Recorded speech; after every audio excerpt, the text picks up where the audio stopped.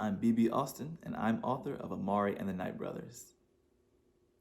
As the clock on the dashboard blinks to 5:26, a question pops into my head. Mama, how much do you know about this summer camp? It's a really fancy leadership camp, says Mama. You guys take classes and go on trips to meet CEOs and government leaders. Plus, you get to mingle and make friends with other high achievers. These kinds of programs will really pay off later as an adult. When it comes down to getting those cushy jobs, it's not what you know, but who you know. So Mama just thinks this is a leadership camp. That must be what they told her when she called, and what Quentin used to tell her too. Just make me a promise, okay? Mama continues. Promise me you'll go to college. You won't follow Quentin into whatever he was doing. So you think this program had something to do with Quentin going missing? Of course not, says Mama, or I wouldn't let you near it. I don't know what could have happened to your brother. I just want you to use this program to get into a good university somewhere and live a safe and happy life. Safe and happy life. I can't help wondering if maybe deep down Mama does know that this job is the reason he's gone. I promise, I say. I'm only entering this program to find out what happened to my brother. Once I do, I don't care if I ever see the supernatural world again. Even with all Mama's shortcuts, we don't turn onto the tree-lined entrance to the Vanderbilt Hotel until 6:02. I can't believe we're late. The building looks so cool, like one of those famous cathedrals, topped with a beautiful golden dome. A large white guy in a gray suit is headed up the wide stairs leading up to the building. I recognize that cowboy hat.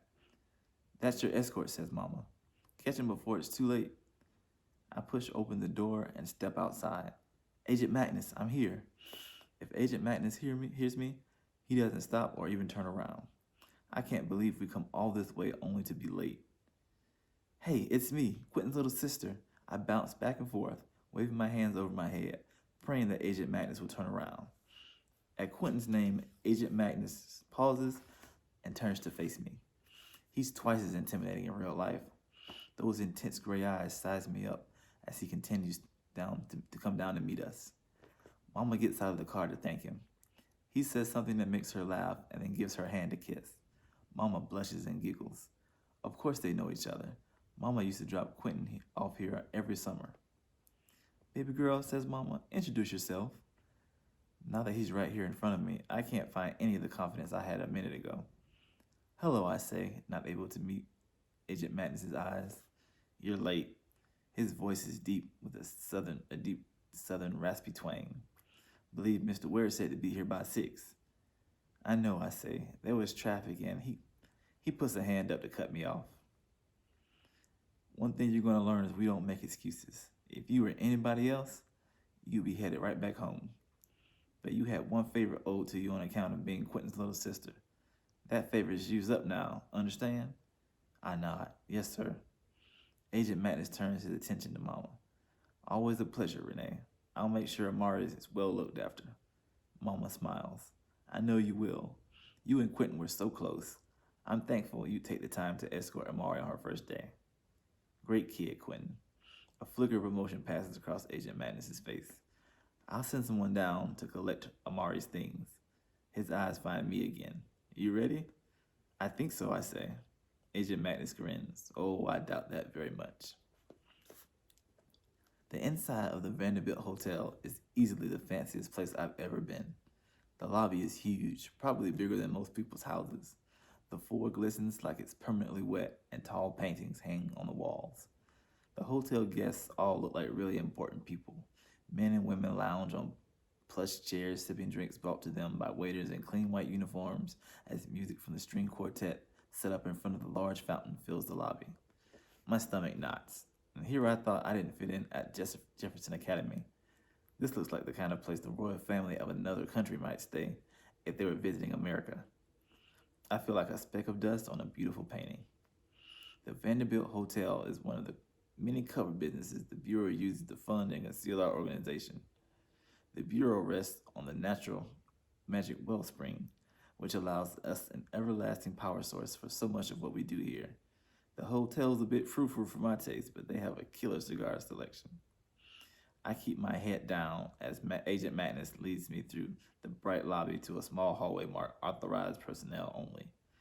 At the end of the hall is a big metal door with a keypad in the center. I try to see what code Agent Magnus types in, but his fingers move too fast. After a series of clicks, Agent Magnus twists the handle and pushes open the door to another door. This one is even bigger with a combination dial. Magnus turns it back and forth like 7 times before the thing finally clicks and the door slides out of view. Welcome to the Bureau of Supernatural Affairs. An enormous hall greets us, and I gasp. It's filled with all kinds of strange sights. A flock of fairies twinkle past like floating Christmas lights, their laughter like tinkling bells. They all wave to me in unison. A bit dazed, I'm about to lift my hand to wave back when a loud shriek rings out. Witches zip by overhead on brooms, cackling madly and firing plumes of black smoke at one another. I look to Agent Magnus, wondering if maybe somebody should do something about the witch battle going on overhead, but he doesn't seem the least bit interested. What in the world have I gotten myself into? Follow me, says Agent Magnus, moving into the crowd. I do, my head twisting in every direction, trying to see everything at once. On my left, 2 hulking giants have a very polite discussion about the literary merits of Hemingway. It starts out polite anyway. Soon they're growling and stomping, and we make sure to give them plenty of space to avoid getting stepped on. Just when I think this day can't get any weirder, I nearly bump into 3 dripping wet somethings with a whole lot of eyes. They're flipping through Places to See, Away from the Sea brochures. It's not until we reach the clear elevators at the back that I realize I've been holding my breath this whole time. I wrap my arms around myself tightly, my emotions all over the place. Is this real life?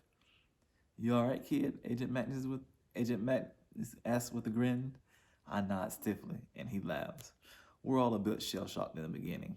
Not to worry, you'll get used to it. Agent Magnus takes hold of my shoulder and gently turns me back around to face the lobby of Supernaturals. Now, one of the most important purposes of this here bureau is to make sure that scenes like this one continue to exist. A safe place within human cities and towns for supernaturals to meet and gather and conduct business. No glamours or disguises necessary. Heck, they barely even have to behave when they're within these walls. I think about the supernaturals I saw on the ride here and how Mama couldn't see any of them. They must have all been wearing glamours and disguises. He continues, supernaturals decided a long time ago that they'd be much safer hidden away from humans. And yet, outside of this place, the known world and the supernatural world are constantly slamming into contact in 1,000 different ways every single day. So for the privilege of remaining a part of their world, we here at the Bureau ensure these interactions occur in a way that keeps the supernatural world secret. Heck, we've got a whole department that does nothing but make up convincing stories to cover up some of the wacky things that happen. Agent Magnus leads me to an open elevator and we step inside. Once the elevator door closes, a warm female voice says, "Welcome to the Bureau, Special Agent Beauregard Magnus and trainee Amari Peters. It's so good to see that you've trimmed that hideous beard, Agent Magnus. It was truly becoming an eyesore." What the? I glance around for the source of the voice. It seems like it's coming from all directions. Agent Magnus frowns.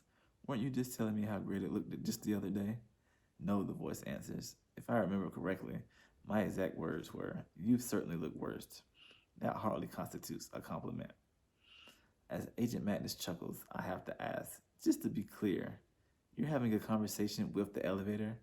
I mean, sure, I talk to my laptop sometimes when it's not working, but it's never spoken back. "That's right," Magnus says. "Amari, meet Lucy. She's the only elevator for me." I raise an eyebrow and add talking elevators to my fast-growing list of things that are actually things. Lucy, are you supernatural?" "Not in the slightest," she replies. "I'm what you call artificial intelligence. You'll find the Bureau operates on either advanced technology or magical objects, whichever works best for the job." "Cool," I say. "Agent Magnus," asks Lucy, "I presume you're taking trainee Peters to the youth dormitories?" "That's right," he replies. "Then down we go," Lucy says. We drop into the floor, descending through a clear tube. The elevator goes dark. "Now approaching," says Lucy, "the Department of Supernatural Records and Licenses." A waiting room rises into view. Curious, I press my face into the glass to get a better look. Seated in the chair closest to the elevator is a cloud of smoke flipping through the newspaper. Next to it is a very bored-looking Cyclops. It glances down at its ticket and rolls its large, bulging eye. An electronic sign at the center of the room flashes, now serving C-26, and behind it is a long counter with people stationed at little windows. The elevator goes dark again. Now approaching the Department of Creature Control. Flashing red lights fill the elevator as another room comes into view. Something large and scaly is coiled a few feet away from the elevator. People in plastic suits sprint back and forth with fire extinguishers. A wide snake-like head emerges. The thing's cold yellow eyes find us in the elevator, and it spits a whirling ball of fire in our direction. With a shout, I jump to the back of the elevator just as flames reach it. No worries, says Lucy. I'm fireproof. That's not the first flame serpent to get loose, I'm afraid. Magnus laughs. Kid, if you could have seen your face. The elevator picks up speed. Now approaching the Department of Magical Science. I only get a glimpse of the enormous room, but what I do see is amazing. Everyone floats, some upside down, like they're all in zero gravity or something. Show off, Magnus grumbles. Tomorrow they'll all be invisible just for the heck of it. Now approaching, Lucy says quickly, the Department of Supernatural Investigations. It goes by in a blur. Lucy keeps calling out names, but we're dropping so fast now it becomes a garbled mess. The elevator stops suddenly at a floor that looks like a hotel hallway. Crimson doors are spaced out every few steps, matching the rug that runs down the center of the hardwood floor. We've arrived at the youth dormitories, as says Lucy. A tall, muscular woman in army fatigue steps into view. The doors open and she salutes Agent Magnus. Agent Magnus returns the salute. Got a late arrival, Bertha. See to it she gets a room and a good night's rest. Big day tomorrow. Bertha nods stiffly. I'll do my best to look after while she's in my care. Kid, he says to me, this is where you get off. Quentin had a rule for whenever you find yourself in a new place. Fake it until you make it. That means doing your best to look confident, even if you don't feel confident. I step off the elevator and give the lady a smile, even as my insides are doing flips. The lady returns the smile so forced it looks like she's in pain. Good luck, says Agent Magnus, as the elevator doors close.